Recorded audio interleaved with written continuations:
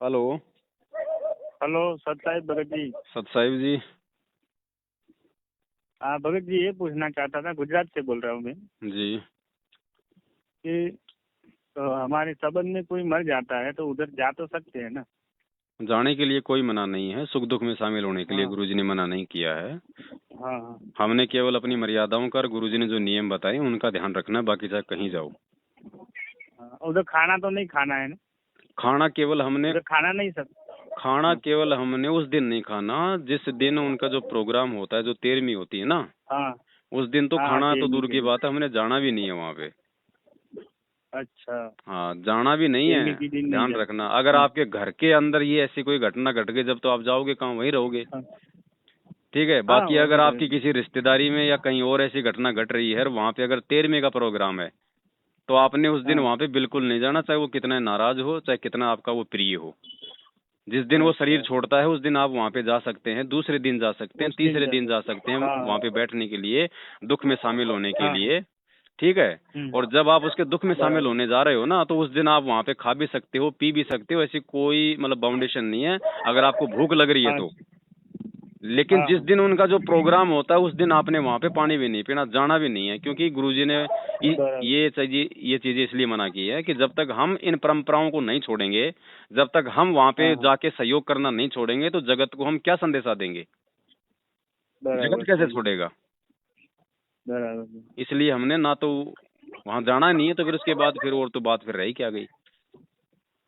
बराबर बराबर। बाकी मान लो अगर किसी सही के घर बात। में घटना घट गई तो बेचारा जाएगा कहाँ। हाँ तो गुरुजी ने कहा कि आपने वहाँ पे, ठीक है, कोई रिश्तेदार आ रहा है उसको खाना वाना खिलाओ, उसकी सेवा करो, परमात्मा की चर्चा करो, लेकिन अन्य किसी भी पूजा हम्म। पाठ में कोई सहयोग नहीं करना। हाँ वो तो मालूम है, पूजा पाठ में नहीं करने का। जी। हाँ। तो भगत जी, एक अगर ये बच्चा होता है हमारे परिवार में तो उसका वो क्या समाज के हिसाब से जो करता है छठी के नामकरण, वो नहीं करना है ना? बिल्कुल ना, तो जड़वा धोकनी ना, उसका कोई वो कुआ पूजन करना, ना कोई छठी की रात मनानी, ना छठी की रातों में हमने जाना। अच्छा, हम नाम जो रखते हैं तो अपने मन से ही नाम रखना है ना? कुछ ही नाम रख लो भगत जी, परमात्मा को दंडवत करके। बराबर। भाई ये तो है ऐसा नहीं नहीं इनकी कि किसी को राशि निकालो, ये सब तो नहीं करना है ना हमको? ऐसा कुछ नहीं है, ये तो है नहीं कि हम उसका नाम मतलब पवन रख लेंगे तो उड़ने लग जाएगा।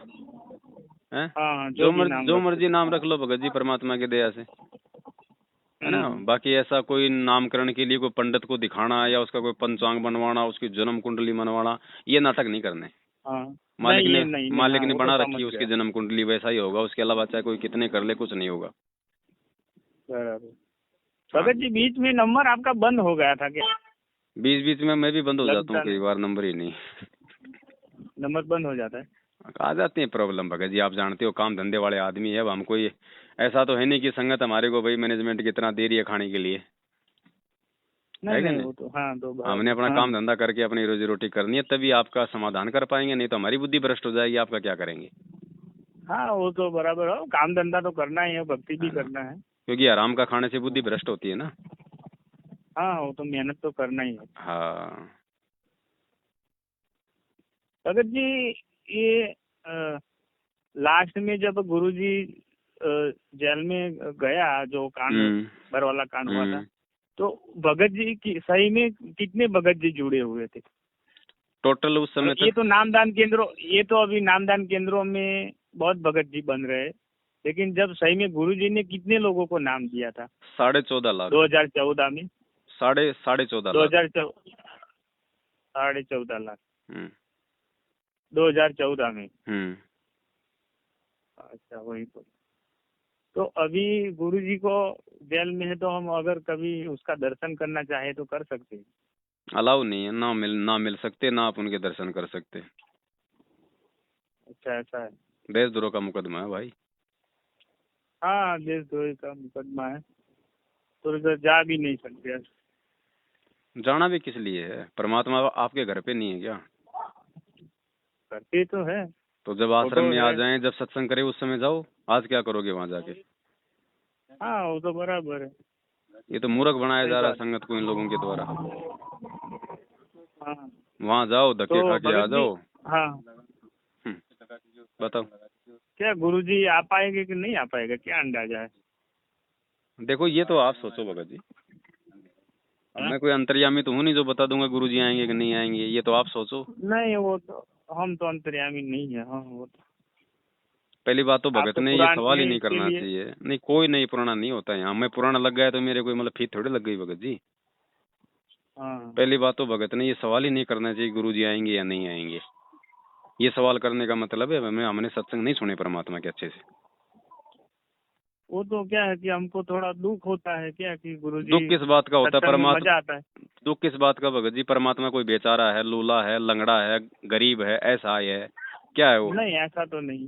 तो फिर दुख किस नहीं बात का ऐसा हो तो रहा है? नहीं।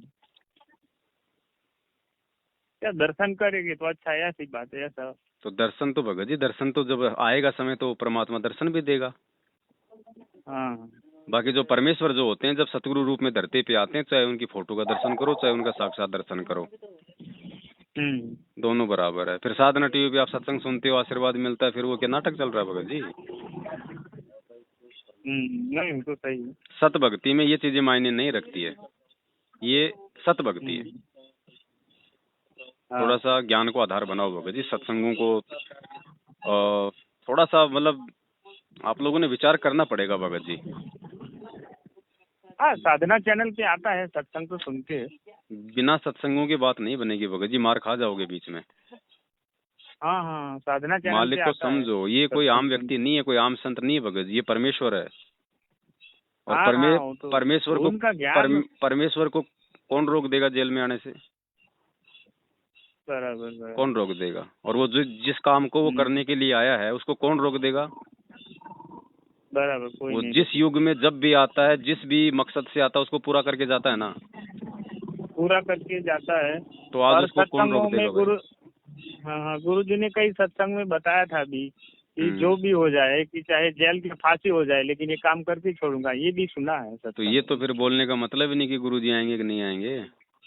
हाँ बरोबर गुरु जी थोड़ा ने तो पहले से बोल दिया था। ध्यान रखो भगत जी, जो भी हो जाए। मैनेजमेंट से थोड़ा सा जो है साइड में हट जाओ, और जो अच्छे भगत हैं भगत जी उनकी संगति करो ताकि कुछ अच्छा मिले।